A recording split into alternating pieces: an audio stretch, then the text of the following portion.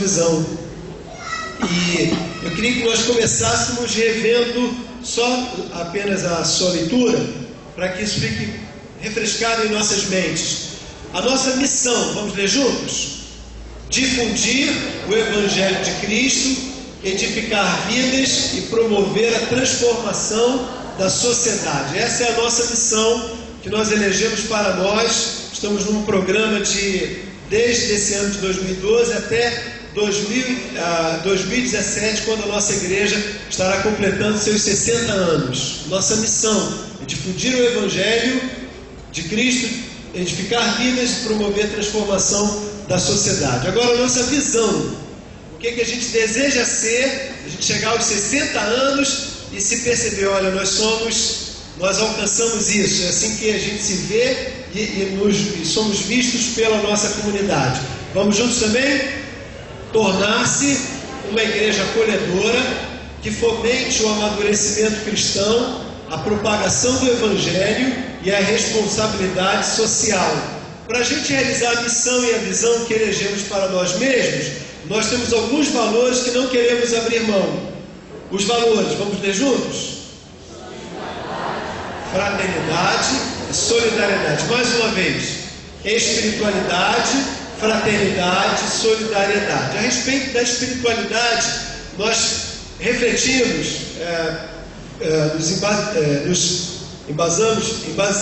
nos fundamentamos, na palavra de Deus, falando sobre a espiritualidade como uma responsabilidade individual. Depois falamos como uma espiritualidade, uma responsabilidade da minha família. Em terceiro lugar, espiritualidade com a responsabilidade para a minha igreja. Eu sou responsável por mim mesmo, depois pela minha família, depois pela minha igreja. E começamos falando nessa manhã sobre o valor da fraternidade. E o tema dessa mensagem, fraternidade, tempo de crescer em amor. Eu quero convidar que você abra a sua Bíblia na passagem de 1 Coríntios capítulo 12, o último versículo daquele capítulo.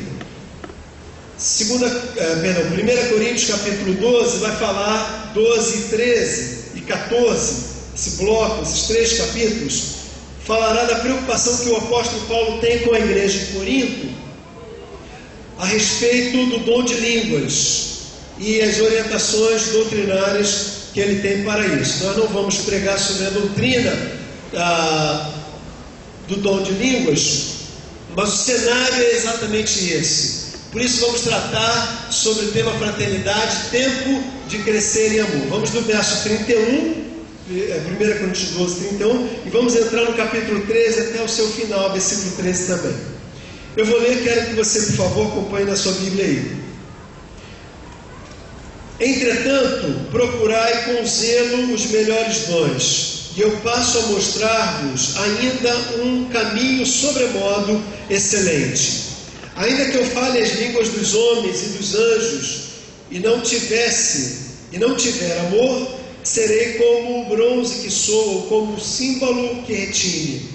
Ainda que eu tenha o dom de profetizar e conheça todos os mistérios e toda a ciência, e ainda que eu tenha tamanha fé, a ponto de transportar montes, se não tiver amor, nada serei. E ainda que eu distribua todos os meus bens entre os pobres, e ainda que eu entregue o meu próprio corpo para ser queimado, se não tiver amor, nada disso me aproveitará. O amor é paciente, é benigno, o amor não arde em ciúmes, não se ufana, não se ensoberbece, não se conduz inconvenientemente, não procura os seus interesses, não se exaspera, não se ressente do mal.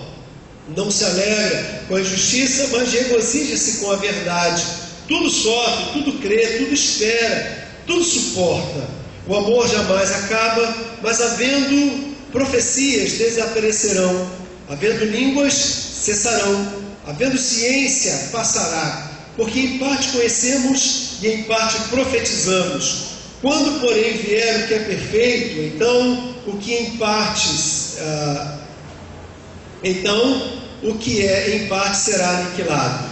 Quando eu era menino, falava como menino, sentia como menino, pensava como menino.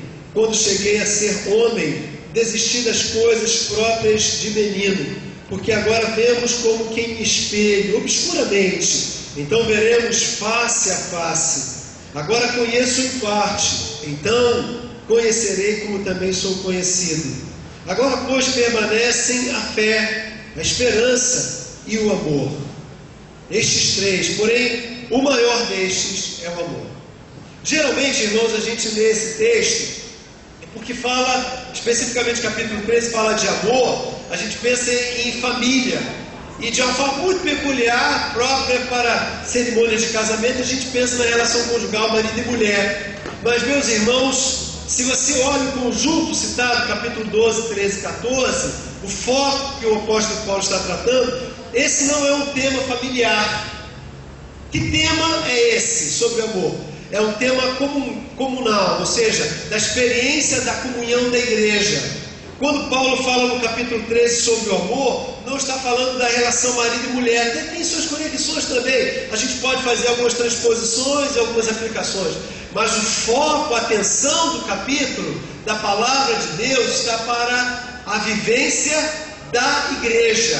No capítulo 13, no capítulo 12, depois voltará ao capítulo 14, ao mesmo assunto, ele fala como deve ser usado o dom de línguas na igreja, as dificuldades que ele apresenta e a regularização que há na palavra de Deus para que esse dom seja usado na igreja e não cause problemas que estavam causando na igreja, na comunhão dos irmãos. Por isso, Paulo ele abre um parêntese, um hiato entre o capítulo 12 e 14, para falar que o amor regularizará as relações da comunhão da igreja. Se os nossos valores são espiritualidade, fraternidade, solidariedade, é urgente que a gente olhe na palavra de Deus as recomendações que ele tem para a nossa fraternidade. E usamos então esse texto mencionando sobre a fraternidade como um tempo de crescer em amor. Primeiro destaque que esse texto nos dá nos versos 1 a 3, muito interessante, está dizendo que há um risco para a comunidade que não cresce em amor.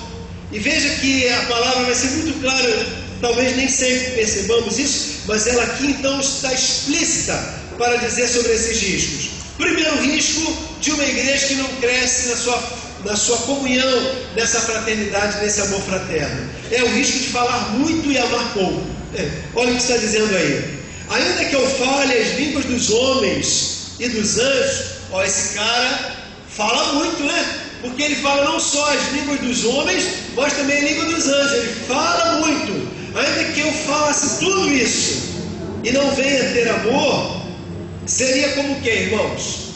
O bronze e o símbolo que retine. Ou seja, nós vamos fazer barulho sem sentido. Quando o texto nos alerta isso, ele está nos mostrando que na igreja a gente não tem que falar tanto de amor, mas a gente precisa viver muito o amor. E aí é um grande desafio, porque a retórica é até fácil. E eu sou o primeiro a dar mão palmatória, mas a prática de amar é um tremendo desafio. A gente tem que entender e enxergar nossas diferenças, e apesar das nossas diferenças, nós disciplinarmos o nosso querer em amar, porque não é um pedido, é uma convocação, é uma ordem, uma determinação. Então, o primeiro risco é o risco de a gente falar muito sobre amor e amar pouco. Segundo risco que esse texto nos dá é o verso 2, é o risco de fazer muito e amar pouco. Olha o que está na sua Bíblia está dizendo. Ainda que eu também tenha o dom de profetizar e conheça todos os mistérios e toda a ciência, está aí englobando, irmãos, o exercício de todos os ministérios possíveis, de falar em língua, de profetizar, de ter ciência, de ter sabedoria, ainda que eu exerça todos os meus dons, e ainda que eu tenha tamanha fé ao ponto de transportar os montes, ou seja, de você exercer o dom da fé ao ponto de realizar grandes obras para Deus, ainda assim, se não tiver amor, eu serei o que, irmãos? Não ouvi, serei o que? Nada serei. O que então desafia é eu pensar que um risco maior, além de falar muito e amar pouco, está também com o risco de fazer muito e amar pouco. A gente pode entrar em todos os ministérios da igreja, se a gente não tem amor, Deus olhará para nós e nos identificará como um nada. Como um nada. Mais uma vez, irmãos, como um nada. Dói, né? Mas é assim como ele olha para um crente, para uma serva do Senhor, para um obreiro, um pastor, uma igreja que faz muito euforicamente, freneticamente, muitas coisas, mas não ama. Terceiro risco é o risco de doar-se muito e amar pouco. Olha o que o texto está dizendo no versículo 3. E ainda que eu distribua todos os meus bens entre os pobres, e ainda que eu entregue meu próprio corpo para ser queimado, se não tiver amor, nada disso me aproveitará. A não só falar muito, fazer muito, mas doar-se muito. E olha, irmãos, eu acho que Paulo chega no máximo aqui, porque falar muito é até fácil, né? A gente tem alguns irmãos que estão na bênção, né? Falar muito é até fácil, fazer muito é fácil. Agora dar muito, epa, aí fica estreito, né? E olha, irmãos, ele, para entrar no ápice desse conceito, ele diz que não é só doar, de dar dinheiro que a gente pensa logo, mas doar o seu próprio corpo. Quem aqui já queimou a pontinha do dedo no fogo, por exemplo? Eu já tive essa experiência. Muita gente. Dói ou não dói, irmãos? Ah, dói. Quem quer dar a pontinha do dedo para queimar pelo irmão? Eu acho que vai ser difícil, né? Agora, irmãos, imagina doar-se todo, entrar voluntariamente numa fogueira e queimar o seu corpo inteiro. Olha o que a força da expressão bíblica está dizendo. Ainda que eu faça isso, se eu fizer doar nesse ponto, ninguém fará isso. Mas ainda que no ato de loucura eu faço isso, fizesse isso, se eu não tivesse o amor, eu também não alcançaria o meu alvo. Nada disso me aproveitará. Por isso, meus irmãos, eu queria lhe fazer uma pergunta. Na sua opinião, quando uma pessoa entra aqui na nossa igreja, está a pergunta ali, ó. Em sua opinião, o que um sem igreja, que a gente chama do não crente e o afastado de igrejas, né? Excluído de igreja. Em sua opinião, o que um sem igreja mais busca no nosso meio?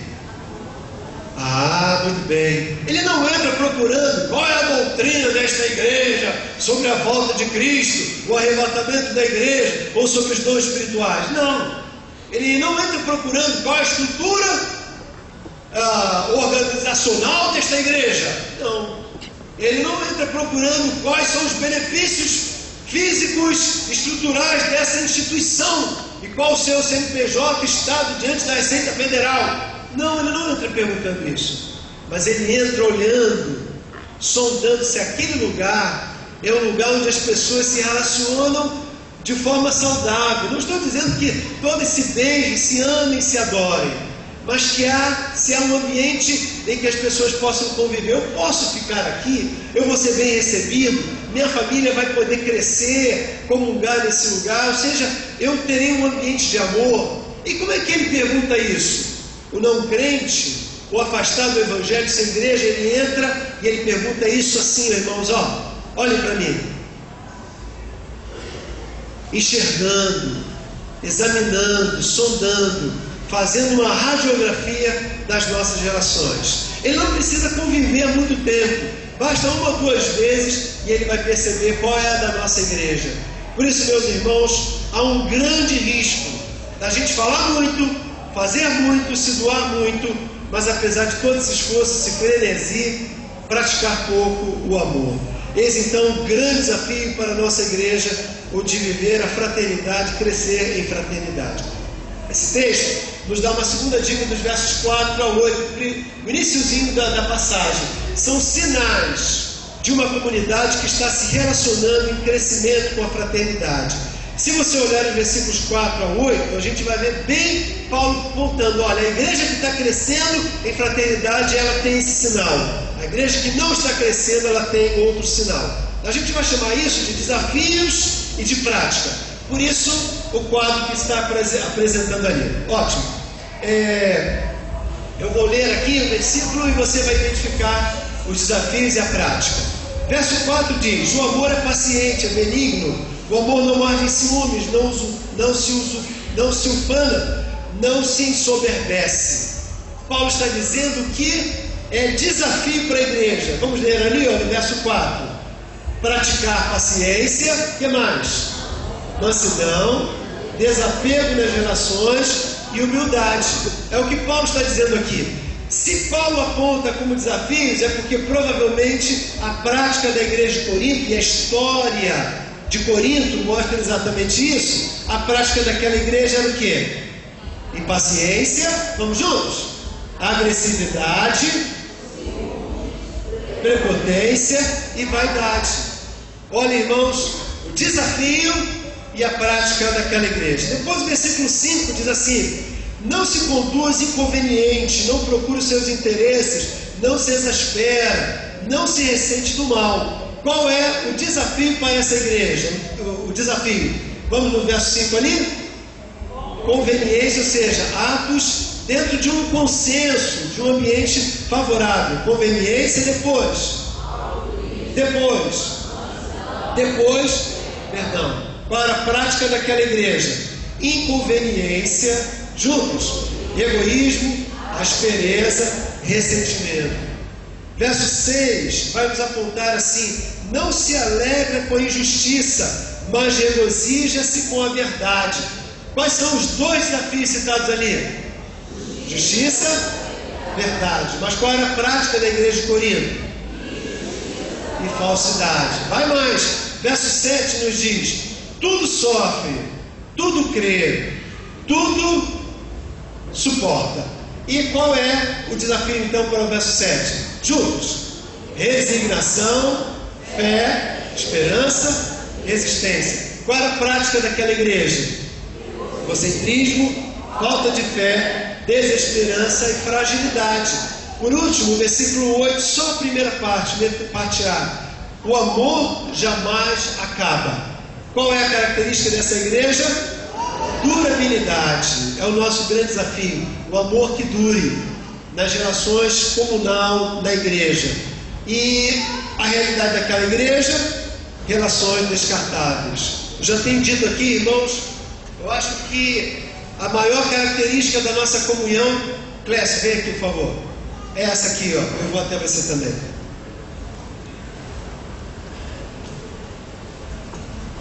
Oi, irmão, tudo bem? Paz do Senhor.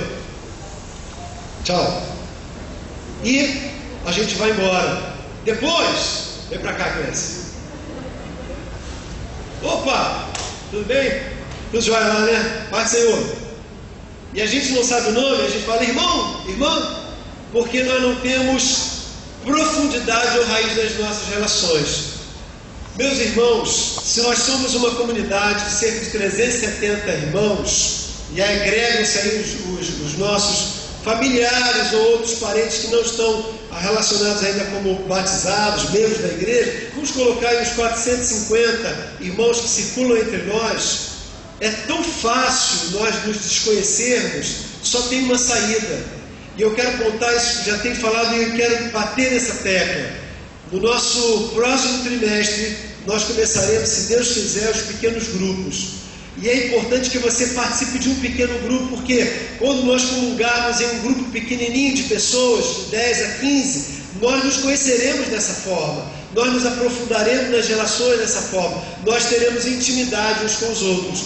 Durante a semana estaremos em pequenos grupos e no domingo será o encontro do grande grupo, quando a gente estará crescendo e comungando como uma só família na sua expressão maior. Mas, meus irmãos, se nós olharmos a nossa prática hoje, nós temos mais relação, mais afinidade com os desafios ou com a prática da igreja de Corinto. À luz disso, eu quero então que você tenha coragem de pensar, e se for possível, compartilhe com quem está do seu lado aí a seguinte pergunta.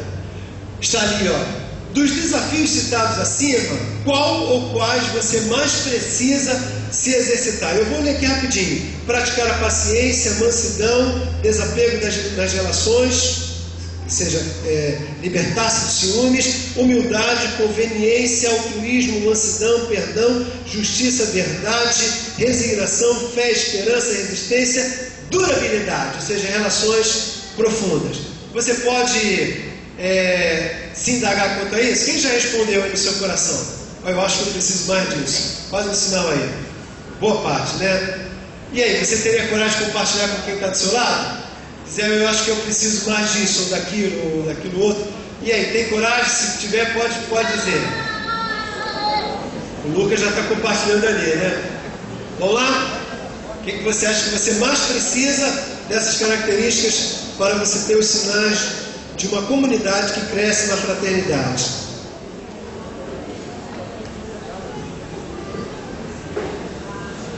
Legal. Alguém quer ficar em pé e compartilhar? Pastor, eu acho que eu preciso disso. Eu acho que não precisa tanto não, né? Deixa para lá. Mas eu acredito que Deus já está falando e mostrando o que cada um de nós precisa oferecer para crescermos em conjunto. Terminando, irmãos, versos 8 em diante diz: o amor jamais acaba, mas havendo profecias desaparecerão, havendo línguas cessarão, havendo ciência passará, porque em parte conhecemos e em parte profetizamos. Quando, porém, vier o que é perfeito, então o que em parte será aniquilado. Quando eu era menino, falava como menino, sentia como menino, pensava como menino. Quando cheguei a ser homem, desisti das coisas próprias de menino, porque agora vemos como que em espelho, obscuramente, então veremos face a face. Agora conheço em parte, então conhecerei como também sou conhecido. Agora, pois, permanecem a fé, a esperança e o amor. Estes três, porém o maior destes é o amor. Esse é o destaque para quem quer aproveitar esse tempo para crescer em amor. É que o texto está falando sobre a urgência de crescer na fraternidade. Veja, irmãos, há aqui uma ideia de que Paulo está falando: olha, de tudo isso que eu já fiz, não importa mais, agora o que importa é eu alcançar o meu alvo. Paulo ele diz que quando ele olha para trás, ele reconhece que ele vê obscuramente, mas naquela hora, naquele tempo, ele vai ver face a face. Agora ele pratica as coisas de menino, mas quando chegar aquela hora, na hora da verdade, ele vai ver, ele vai realizar atos de um homem grande, da sua plenitude, como o próprio Senhor. De que tempo ele está falando, irmãos? De quando ele estiver face a face com o Senhor. Esse tempo de meninice vai passar, e vai chegar uma hora que ele vai prestar contas ao Senhor. Essa é a hora. Esse é o tempo que eu tenho que me preparar e me preocupar. Em outras palavras, ele está falando da urgência de nós crescermos na qualidade das relações, porque, irmãos, chegará uma hora em que nós precisaremos ter o teste, viver o teste, sermos aprovados ou não. E nós seremos aprovados ou não se nós tivermos essas marcas também. E não é na nossa vida pessoal, é na nossa vida comunal. Dê uma olhadinha quem está pertinho de você aí, ó. Olha aí, para frente, para trás. Hoje talvez você esteja do lado de uma pessoa que não conheça, né? Nosso visitante. Mas provavelmente você conhece, quem está do seu lado. Sua esposa, filho, amigo, irmão. A Bíblia está dizendo que é urgente. A Bíblia está dizendo que é urgente que com essa pessoa que está do seu lado e com aquela outra que talvez esteja um pouco mais distante, bancos à frente ou atrás, a gente cresça nisso. Vou terminar mostrando a vocês qual o segredo da igreja primitiva. Na verdade, vamos ler juntos, né? Por que a igreja foi tão operosa? Vamos ler juntos? E perseveravam e na comunhão, no partir do pão e nas orações. Em cada alma havia temor. Muitos prodígios e sinais eram feitos pelos apóstolos. Todos os que criam estavam unidos e tinham tudo em comum. E vendiam suas propriedades e bens e repartiam por todos, segundo a necessidade de cada um. E perseverando unânimes todos os dias no templo, e partindo o pão em casa, comiam com alegria e singeleza de coração, louvando a Deus e caindo na graça de todo o povo. E cada dia acrescentava-lhes o Senhor os que iam sendo salvos. Como é bom a gente falar, isso aí é a bênção que a gente quer. E cada dia acrescentava o Senhor os que iam sendo salvos. Só que o preço, irmãos, não está nas estratégias de evangelização, no método de administração da igreja, nos recursos materiais. O segredo está na comunhão que essa igreja teve. E eu oro, irmãos, que a nossa igreja pague o preço para ter verdadeiramente esse valor como um valor inegociável. Irmão, que eu defenda a nossa comunhão. Individualmente, quando eu ouvir alguém falar mal do irmão, eu vou trabalhar e vou defender a nossa integridade, a nossa fraternidade, a nossa comunhão. Quando eu tiver que colaborar para que alguma coisa aconteça para o bem do meu grupo, eu possa pagar o preço com o meu corpo, com o meu tempo, com o meu recurso, com a minha dedicação, para que essa igreja tenha plena e viva comunhão. Porque, meus irmãos, esse precisa ser um valor inegociável, a nossa fraternidade, espiritualidade, fraternidade, solidariedade. Porque esse é um tempo, irmãos, que a gente precisa crescer em amor. Eu queria que você voltasse na mente aquela perguntinha: o que eu preciso exercer mais para ajudar a minha igreja a crescer em amor? Senhor, nós estamos nos perguntando diante de Ti, e nós precisamos agora da ação do Teu Espírito Santo, ação poderosa, que faz com que nós nos convençamos, nos quebrantemos e venhamos a nos arrepender, para que o Senhor, com o Teu Espírito todo-poderoso, com toda a liberdade, possa produzir essa profunda fraternidade, genuína comunhão, esse verdadeiro amor entre nós. Que, ó Deus, mais do que falar, mais do que realizar, muito mais, Senhor, do que darmos-nos, nós possamos viver esse amor. E nós assim oramos em nome de Jesus.